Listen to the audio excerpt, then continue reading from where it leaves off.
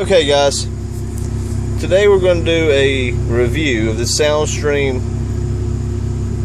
VRNDD7HB. This radio kind of defies everything we know about Soundstream. It defies everything we know about off-brand radios.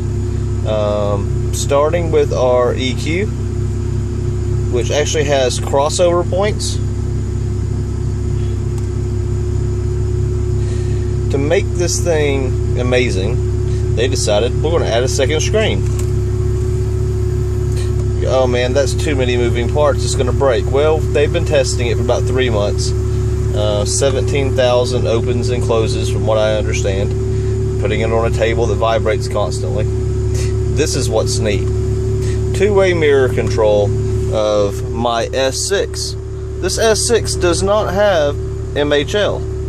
Yet the preloaded Android allows it to communicate. Now, this flash I can't turn off with this thing. So if I want to go to the internet, I have a browser. If I want to text somebody back, I can use voice to text and access it here. If I want to watch YouTube, how about if I want to add more apps? I'm just going to add the app from my collection of apps, including Play Store, Gmail, all from here. I'm going to say that this thing has blown my mind. It's not what I expected. I expected to run into problems with it being in newer Android. Not a problem. Yes, I could have put a DNN992 or an NEX 8201. I could have done something really high-end. This car's not worth very high-end. My other car, maybe. This car's the perfect showpiece for a daily driver. It's a 92. To put something in that would be worth it for somebody who's got an older car. This radio is worth every penny if this thing holds up. Now, I'll keep everybody updated if I run into any problems.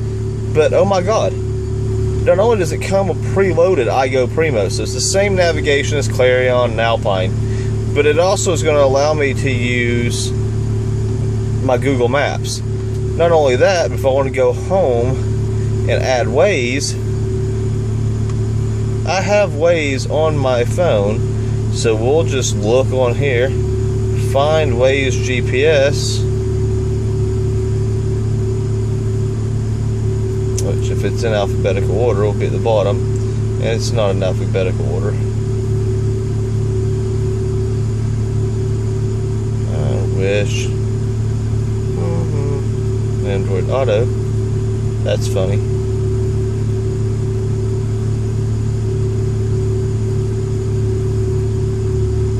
Maybe it's not compatible with Waze.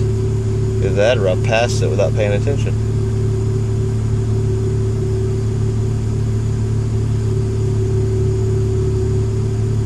There's Waze. Now I have Waze GPS from my radio. Waze GPS from my radio.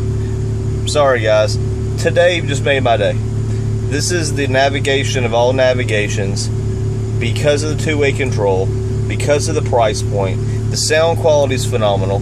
What you have to understand about this car is I put it together with parts I already had for the most part.